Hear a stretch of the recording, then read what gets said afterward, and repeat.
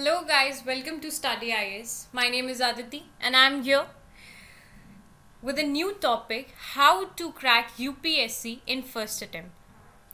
So guys, जितने भी aspirants 2020 के लिए प्रिपेयर कर रहे थे और कोरोना वायरस के चक्कर में वो थोड़ा अपना इंथुजियाज्म लूज़ कर चुके हैं, तो उनके लिए मैं सिर्फ एक बात कहना चाहती हूँ। बहुत सारी परेशानियां आती हैं, पर उन परेशानियों को पीछे छोड़कर आगे बढ़ने में ही हमारी भलाई है।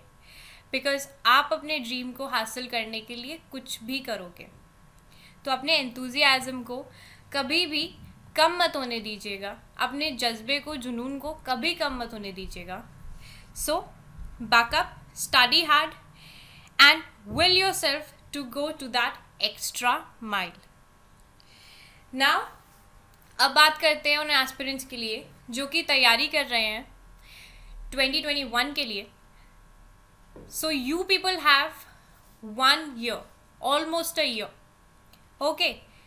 और एक साल में करीब से करीब 52 वीक्स होते हैं, 12 महीने होते हैं। तो अपने मन में सिर्फ एक चीज़ रखिएगा कि 12 महीने और ये 52 वीक्स बहुत ज़्यादा है हमारे लिए। अगर हम अपने वक्त को, अपने टाइम को मैनेज करके चलेंगे और अपने मन में एक पैशन रखेंगे IAS ऑफिसर बनने का, तो आप क्लियर कर सकते हैं। और ये स्ट्रैटेजी सिर्फ उन्हीं लोगों के लिए है जो बहुत सीरियसली अपने ड्रीम की तरफ आगे बढ़ना चाहते हैं। ये उनके लिए नहीं है जो सिर्फ वीडियो सुन के, देख के बंद कर देंगे। जो फॉलो करेंगे स्ट्रैटेजी को, जो अपने ड्रीम को पूरा करना चाहते हैं, अपने बनाए हुए उस गोल को पूरा करना चाहते हैं, ये सिर्फ उनके लिए है। तो guys, let's get started, okay. Now first thing, अपने आई कांट में से ये टी को ना कट कर दीजिए। सिर्फ इतना ही पढ़िए, I can do it, because you have the secret within you. आपके अंदर जो एक सीक्रेट है ना, एक जुनून है, उसको जगाइए। क्योंकि मान लिया जाए कि UPSC बहुत टफेस्ट एग्ज़ाम है, पर क्लियर भी तो लोग करते हैं ना। 10 लाख बच्चे बैठते हैं। There are 10 lakh of aspirants sitting for this particular exam. And each and everyone is doing a lot of hard work for this exam. But luck के हिसाब से और अपने हार्ड वर्क के हिसाब से लोग जीतते हैं, IAS ऑफिसर बनते हैं। अब देखिए, जैसे रोमन सर है, उन्होंने भी फर्स्ट अटेम्प्ट में भी ये एग्ज़ाम क्लियर किया था। टीना डाबी मैम है, उन्होंने भी क्लियर किया था। तो आप भी कर सकते हो। अपने एग्ज़ाम को कभी भी एक बर्डन की तरह नहीं लेना चाहिए। ये आपके लिए गोल्डन अपॉर्चुनिटी है, एक शोकेस है अपने टैलेंट और इंटेलिजेंस को दिखाने का। So have this thing in your heart that you can do it and you have chose your self to do it. आपने एग्ज़ाम को चूज़ नहीं किया है, इस एग्ज़ाम ने आपको चूज़ किया है, ठीक है। तो अगर अब इस दौड़ में शामिल हो चुके हैं ना, इस मैराथन में शामिल हैं, आपने खुद को इस पार्टिसिपेशन में, इस एग्ज़ाम में इन्वॉल्व कर लिया है, तो आगे बढ़ने के लिए रुकिए मत, और थकना तो बिल्कुल ही मना है। आगे बढ़िए बस। So guys, before getting into the exam, आपको कुछ चीज़ें हैं जो एग्ज़ाम के बारे में आपको अपने ब्रेन में रखनी चाहिए। पहली चीज़, you need to have an overview of each and everything. So the first thing is your syllabus. आपको UPSC का सिलेबस क्या है, ठीक है, कौन से सब्जेक्ट्स आते हैं, सारी चीज़ें आपको पता होनी चाहिए, ठीक है। एग्ज़ाम का फॉर्मेट क्या है, UPSC किस तरीके के क्वेश्चंस पूछता है, क्वेश्चन पेपर का पैटर्न क्या है, ठीक है, कितने पेपर होते हैं, सारी चीज़ों की जानकारी रखिए। Competition level, guys you need to know about the competition level, क्योंकि 10 लाख बच्चे इस एग्ज़ाम के लिए बैठते हैं। सो 10 लाख ऑफ एस्पिरेंट मतलब बहुत सारा कंपटीशन। तो कंपटीशन की जानकारी, कंपटीशन का एक वो आर्टिफिशियल प्रेशर लेके अपने ऊपर चलिए, ठीक है। वो एक आर्टिफिशियल स्ट्रेस जब आपके दिमाग पे आएगा ना कि oh my god 10 lakh of the aspirants are sitting for this particular exam, तो वो आपको कहीं हद तक पुश करेगा in order to be indulge in your studies. Regular practice करिए, because practice makes a man perfect. और टाइम जितना रिक्वायर्ड है, तो टाइम है आपके पास 12 मंथ्स। तो अब इन 12 मंथ्स को आपको कैसे देखना है, कैसे यूटिलाइज करना है, ये आपके ऊपर है, ठीक है। सो ईट द एलिफेंट, बट उसको छोटा छोटा छोटा छोटा करके खाओगे ना तो वो पूरा खा लोगे। तो ये 12 मंथ्स को एक एलिफेंट मान के चलिए और उसको डिवाइड कर करके पूरा ख़त्म करिए, ठीक है। चलिए आगे बढ़ते हैं। तो ये है आपके एग्ज़ाम का pattern. So now there are 3 stages. The first thing is like prelims, and prelims जब आप क्वालिफाई कर लेते हैं तो फिर आपका होता है मेंस, और मेंस क्वालिफाई करने के बाद होता है आपका इंटरव्यू लेवल। तो प्रीलिम्स में क्या आता है, प्रीलिम्स का सिलेबस एक बार देखते हैं। तो प्रीलिम्स में 2 पेपर होते हैं, ठीक है। One is your GS paper number 1 and then GS paper number 2। तो जीएस पेपर नंबर 1 में क्या आता है, आपका हिस्ट्री है, ज्योग्राफी है, पॉलिटी है, इको है, जर्नल नॉलेज है, साइंस है, एनवायरनमेंट है, न्यूज़ है, करंट अफेयर्स है, पॉलिसीज़ हैं एंड मिसलेनियस। जीएस पेपर 2 में रीजनिंग, मैथमेटिक्स जो कि आपका सीसैट होता है, mathematics, decision making, English language and comprehension. तो जब आप प्री को क्लियर कर लेते हो, अब देखिए प्री में और मेंस में डिफरेंस क्या होता है। जो आपका प्री है ना, उसमें ऑब्जेक्टिव टाइप ऑफ क्वेश्चंस आते हैं, और मेंस में they are descriptive in nature, okay. तो this is the difference between prelims and mains. तो आपके जो मेंस का सिलेबस है, तो paper 1 is like your essay, then GS paper number 1, paper number 2, paper number 3 and paper number 4, optional subject, ठीक है। और फिर लैंग्वेज पेपर होता है, 1 is English language and the other 1 is your optional language. उसके बाद होता है आपका इंटरव्यू। अगर आप इन तीनों स्टेजेस को कर लेते हैं clear, then you are ready to become an IAS officer. चलिए, अब first thing first, now understand the UPSC syllabus and pattern of the exam. Now this is very important. Syllabus की आपको बराबर जानकारी होनी चाहिए कि क्या क्या टॉपिक्स आ रहे हैं, ठीक है, किस तरीके से प्रिपेयर करना है, क्योंकि उसके बाद ही आप कर सकते हैं अपने टाइम टेबल की शुरुआत, कि आप अपना टाइम टेबल कैसे बनाएंगे सिलेबस की एक बार जानकारी लेने के बाद। तो चलिए, नाउ यू कैन सी कि मार्क्स किस किस हिसाब से वेटेज रखता है, कौन कौन सा सब्जेक्ट, ठीक है, और कितने मार्क्स के कौन कौन से क्वेश्चंस आते हैं कौन कौन से सब्जेक्ट से। तो पहली चीज़ देखिए, history. Now history is like your modern India and Indian national movement. History में आपका एंशियंट और मेडिवल भी आता है, ठीक है। तो आपकी हिस्ट्री रखती है 15% of the weightage, okay. So कम से कम 15% of your marks are been coming from your history topic. Now then geography. Now geography with current affairs. So this consists of 10% of marks. Okay. Then environment and current affairs 12%. Science 2%. Technology and current affairs 12%. Indian economy and current affairs 18%. Current affairs 2%. International relations 5%. Indian polity 18%, culture 6%, okay. तो अब आपने देखा होगा कि यहाँ पर आपको geography plus current affairs, environment plus current affairs, technology plus current affairs, Indian economy plus current affairs, ठीक है। तो आपको समझ में आ रहा होगा कि करंट अफेयर्स की कितनी इम्पोर्टेंस है आपके एग्जाम के लिए। Your static portion is been linked with your current affairs. तो न्यूज़पेपर को पढ़ना, ठीक है, करंट अफेयर्स की बराबर नॉलेज होना, you have to keep your self updated with the current affairs. It is very important. Current affairs are the most important thing for your exam, okay. चलिए, अब बात आती है टाइम टेबल की।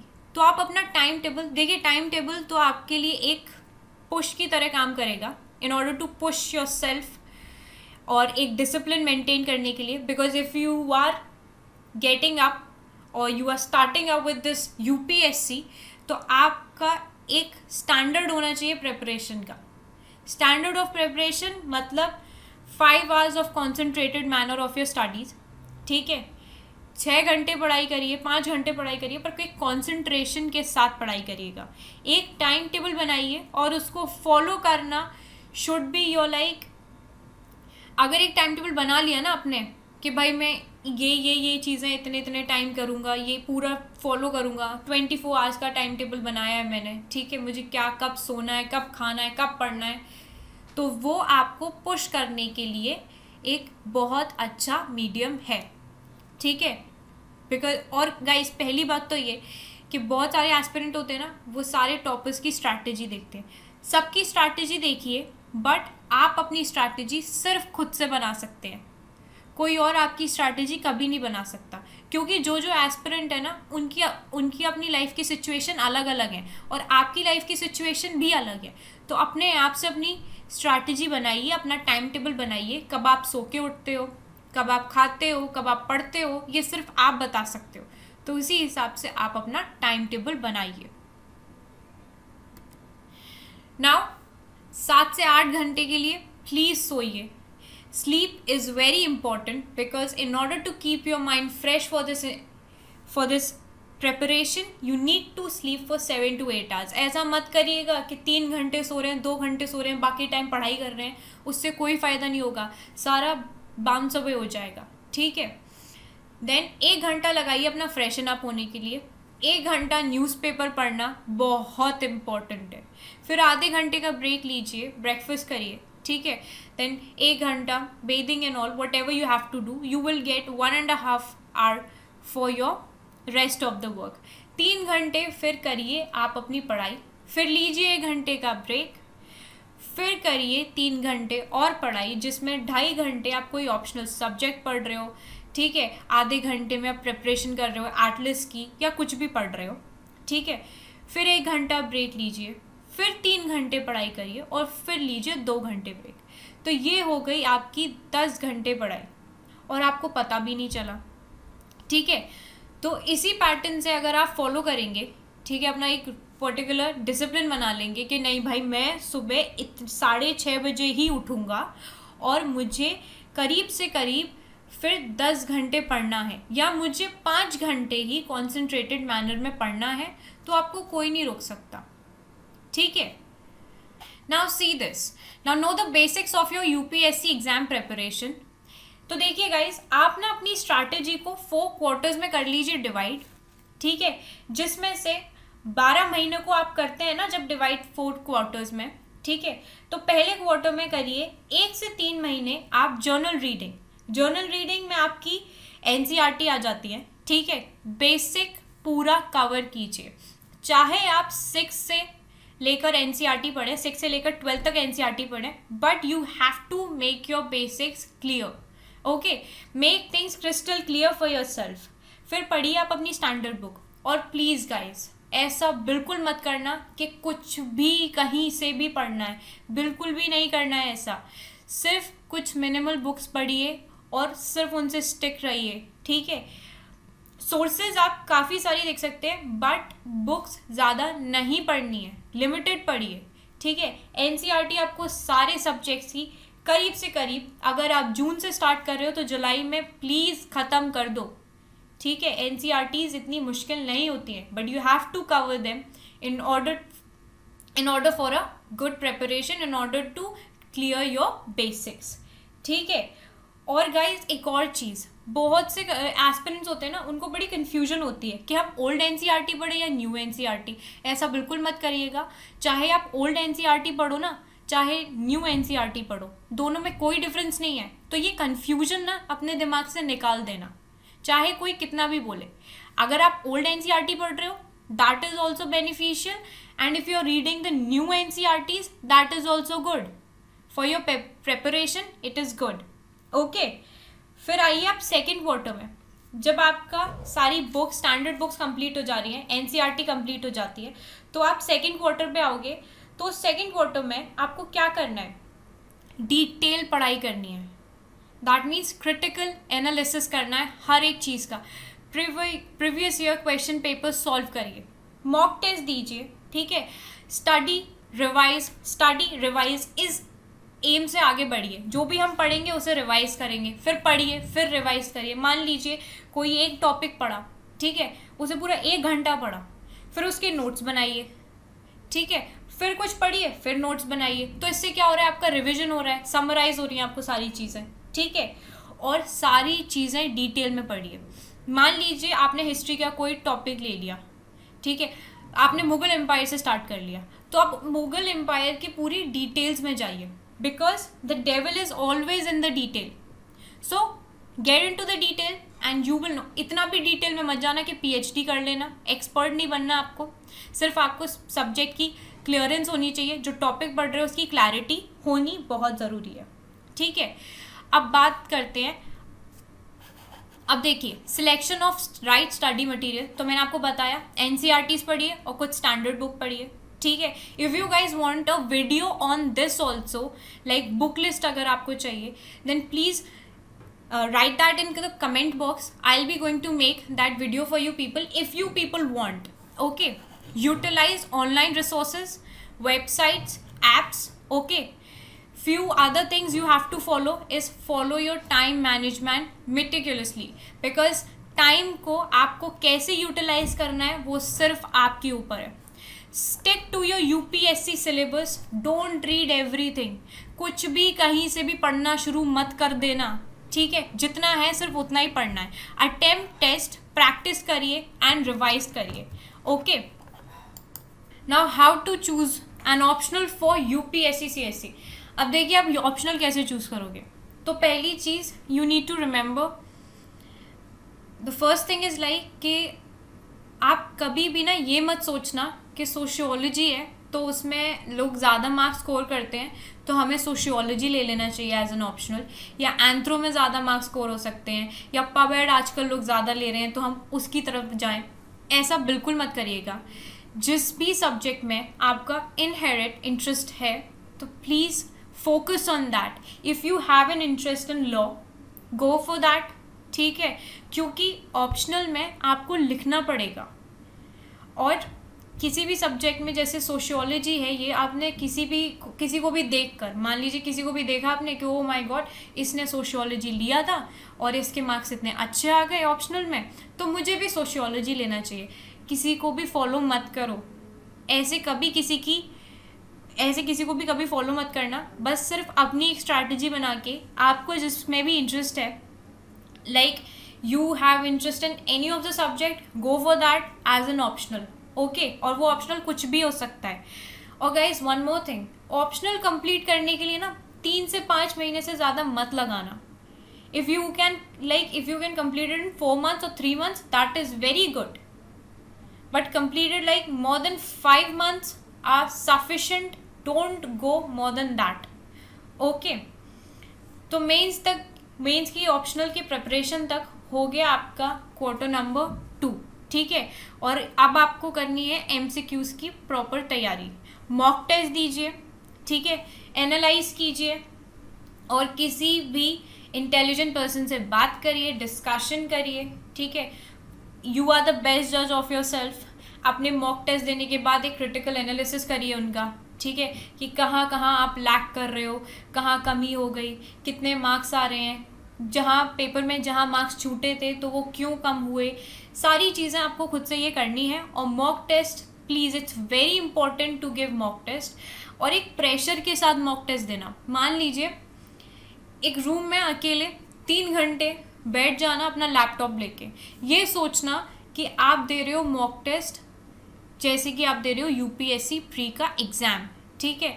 सारी चीज़ें वैसे ही करना, पूरा एक माहौल क्रिएट कर लेना कि आज मेरा है एग्ज़ाम, ठीक है, और मैं रेडी हो रहा हूँ। और पता है हमारे ब्रेन में ना एक क्वालिटी होती है, अगर आप उसको एक झूठी इमेजिनेशन बना के दोगे ना कि भाई नहीं मेरा आज एग्ज़ाम है, यही इमेजिन करवाओगे तो वो कर भी लेगा, ठीक है। तो ये करवाओ उससे और एक प्रेशर बनाओ और दो फिर अपना मॉक टेस्ट। ऐसे मॉक टेस्ट दोगे देन यू विल सक्सीड। तो अब देखिए क्वार्टर 2 तक हो गया आपका pre complete. Now UPSC mains के बारे में बात करते हैं। Now you have cleared your pre. अब मेंस की बारी पे आते हैं, ठीक है। मेंस की प्रिपरेशन कैसे स्टार्ट करनी है। Now we will talk about quarter number 3।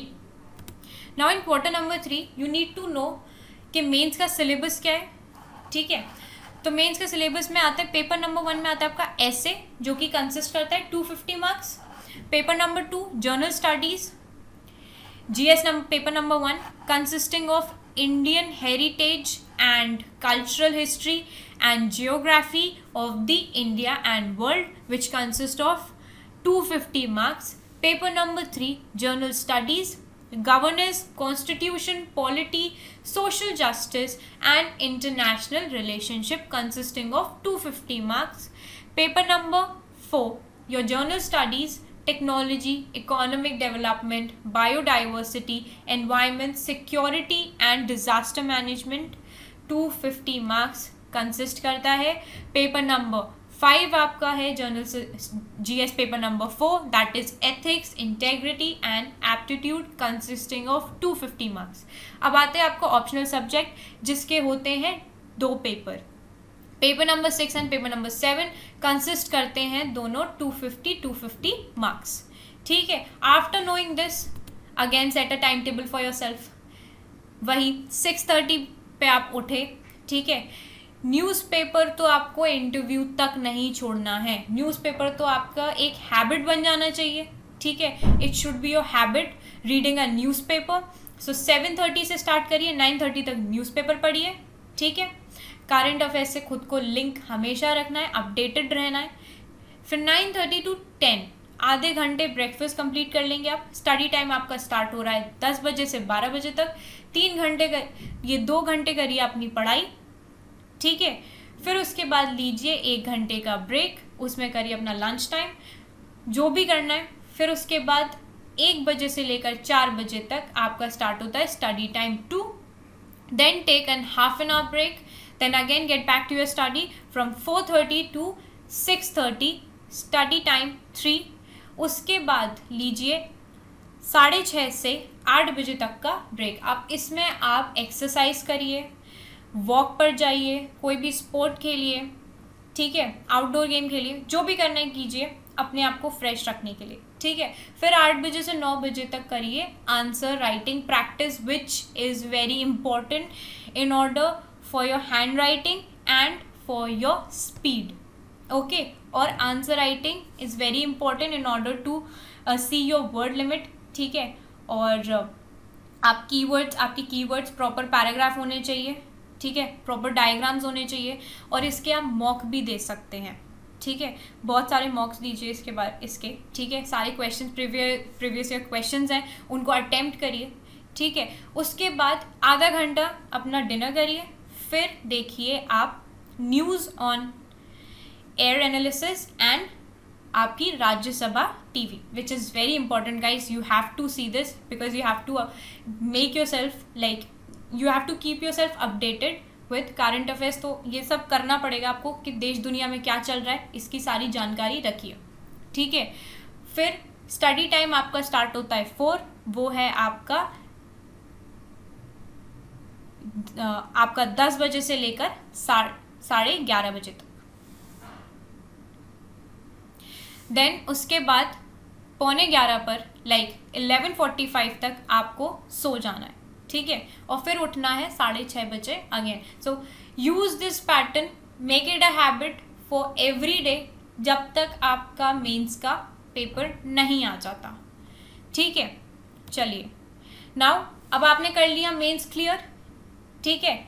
अब आते हैं हम इंटरव्यू की तरफ। तो इंटरव्यू की प्रिपरेशन आपको कैसे करनी है। सो गाइज न्यूज़पेपर रीडिंग करना ही करना है, वो तो आपकी हैबिट, उसको अपनी हैबिट में रखना ही है, पढ़ाई छोड़नी ही नहीं है आपको, ठीक है। और बेस्ट फॉर द लास्ट है आपका पर्सनालिटी, आपको अपनी बहुत अच्छी रखनी है, हेल्थ अच्छी रखनी है, 360 डिग्री ओवरव्यू रखना है हर चीज़ का। मॉक इंटरव्यूज़ दीजिए एंड मिरर के सामने खड़े हो जाइए, रोज़ अपना इंटरव्यू लीजिए, अपने आप से क्वेश्चंस पूछिए, because As I told you, you are the best judge, so you are great to judge yourself. Okay, तो मिरर के सामने जाना, कोई भी क्वेश्चन हो पूछिए अपने आप से, आंसर दीजिए उसका, ठीक है, और एक अपने ऊपर प्रेशर बना के रखिए कि आप बोर्ड बैठा हुआ है and you are answering in front of them. Build a confidence that will enhance your personality and you are ready to go. Okay, now do's and don'ts for your exam. तो पहली चीज़ dos पढ़ते हैं पहले, ठीक है, फिर don'ts पे जाएंगे. Now synchronising the daily routine to the exam date. अब अपना जो डेली रूटीन है ना उसको मेंटेन करके रखना है. अगर आपने एक भी दिन ना अपने टाइम टेबल में 1 घंटा भी पढ़ाई नहीं करी या कुछ भी एक्सक्यूज़ मार दी, कि नहीं, हज़ारों एक्सक्यूज़ हो सकती हैं हर चीज़ के लिए, कि आज मेरे सिर में दर्द था, आज मेरा मूड नहीं था, ये नहीं था, तो आप खुद के साथ धोखा कर रहे हो. ठीक है, इसमें ना तो मेरा कुछ जा रहा है ना यूपीएससी एग्जाम का कुछ जा रहा है. ठीक है, जा रहा है तो आपका जा रहा है, आप नहीं बन पाओगे आईएएस ऑफिसर. ठीक है, make a time table for the left over days with revision and test. So wake up early by 5 a.m. and utilize the golden few hours with yoga, meditation before starting the day. अब अपना day start करने से पहले अगर आप 5 बजे उठ रहे हैं ना सुबह, तो उन कुछ सुनहरे घंटों को अपनी योगा करने में, मेडिटेशन करने में लगा दीजिए, क्योंकि आपको स्ट्रेस फ्री भी रहना है. ठीक है, अपना डे स्टार्ट करने से पहले ये कुछ एक्सरसाइजेस ज़रूर कीजिए. ठीक है, क्योंकि इससे ना पूरे दिन रहोगे एकदम फ्रेश, बीच में नींद भी नहीं आएगी. Set reasonable targets for the day and try to accomplish them. अब ऐसा मत करना कि सुबह उठ, अब रात में सो के सोचो, रात में जब सोने जा रहे हो तो फिर सोचते रहो कि हम मतलब सुबह ही बना लूँगा मैं टाइम टेबल कि मुझे क्या पढ़ना है. ऐसा मत करना. रात में ही अपना जो आपका टाइम टेबल है उसको सेट करके सोना कि मुझे कल ज्योग्राफी कंप्लीट करनी है, मुझे ज्योग्राफी में ओशनोग्राफी पढ़नी है. ठीक है, फिर उसका रिवीजन करना है. जो पढ़ना है ना रात में सोच के सोना, क्योंकि फिर आपका ब्रेन ना वैसे ही एक्टिव रहेगा और आपको उठा देगा सुबह कि भाई चलो अब उठना है, अब तुझे पढ़ाई करनी है. ठीक है, तो set reasonable targets if you want to become an IAS officer. Now जो चीज़ें नहीं करनी है, don'ts. First thing, outrightly avoid negative distraction. Web series, movies.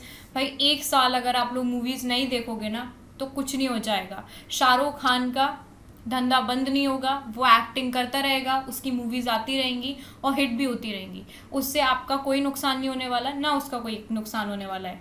ठीक है, तो मूवीज़, वेब सीरीज़ दूर रख देना, क्योंकि 1 साल आपको अवॉइड करनी है सारी चीज़ें.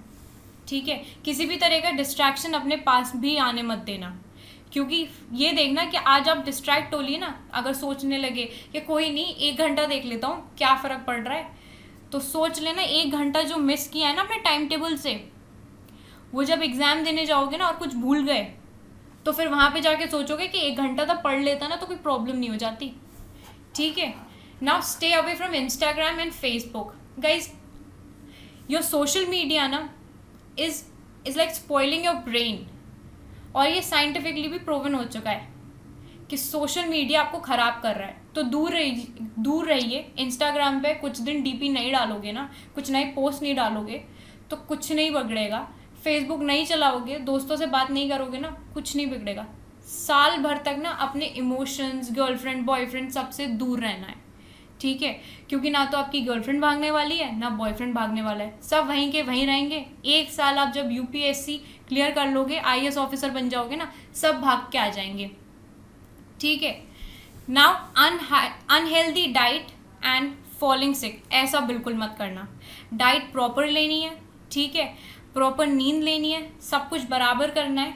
ठीक है, सोना भी बराबर है, खाना भी बराबर है, बीमार नहीं पड़ना है. बीमार पड़ गए तो फिर कैसे काम चलेगा, पढ़ाई कैसे कर पाओगे. ठीक है, और keep your self away from the pessimistic people.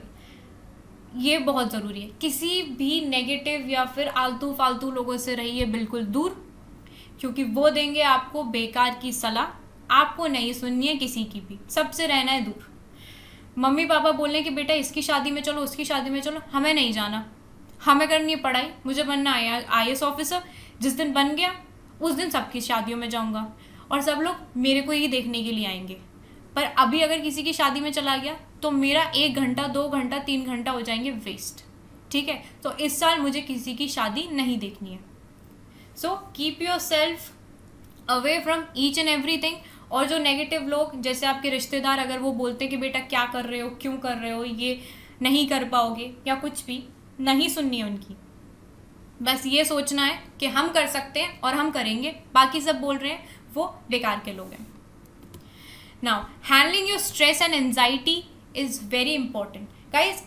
अगर आपके ना, मान लीजिए कोई मॉक टेस्ट दिया और आपके हो गए मार्क्स कम, तो कभी भी ना उस चीज़ से कभी भी निराश मत होना, बिकॉज आज आपके मार्क्स कम आए हैं, again you will do the practice. दोबारा से वो मॉक टेस्ट दो या और टेस्ट दो, धीरे धीरे धीरे धीरे आप खुद देखोगे, एक क्रिटिकल एनालिसिस करोगे ना कि भाई मैंने अपने मॉक टेस्ट में कहाँ गलती करी थी, कौन सा क्वेश्चन गलत किया था, कहाँ मैंने अपनी पढ़ाई मिस कर दी। आप खुद देखोगे, जब आप पूरा एनालिसिस करोगे, एक ओवरव्यू बनाओगे उस चीज़ का और उसको सुधारोगे, प्रैक्टिस करोगे उस चीज़ पे, जो दूसरा मॉक टेस्ट दोगे आपको डिफरेंस दिखेगा। तो इन सारी चीज़ों में पूरे 1 साल में आपको कभी भी स्ट्रेस नहीं लेना, एंजाइटी नहीं होनी है कि मैं नहीं कर पाऊँगा, कभी भी अपने एंथुजियाज्म को लूज़ नहीं करना है, because you are born to be an IAS officer. तो फिर बस इस चीज़ पे ही कॉन्सेंट्रेट करो, अपने आप को हमेशा एक्साइटेड रखो। Always get excited that I want to become an IAS officer. When I will become an IAS officer, then what things will be different, क्या क्या चीज़ें होंगी।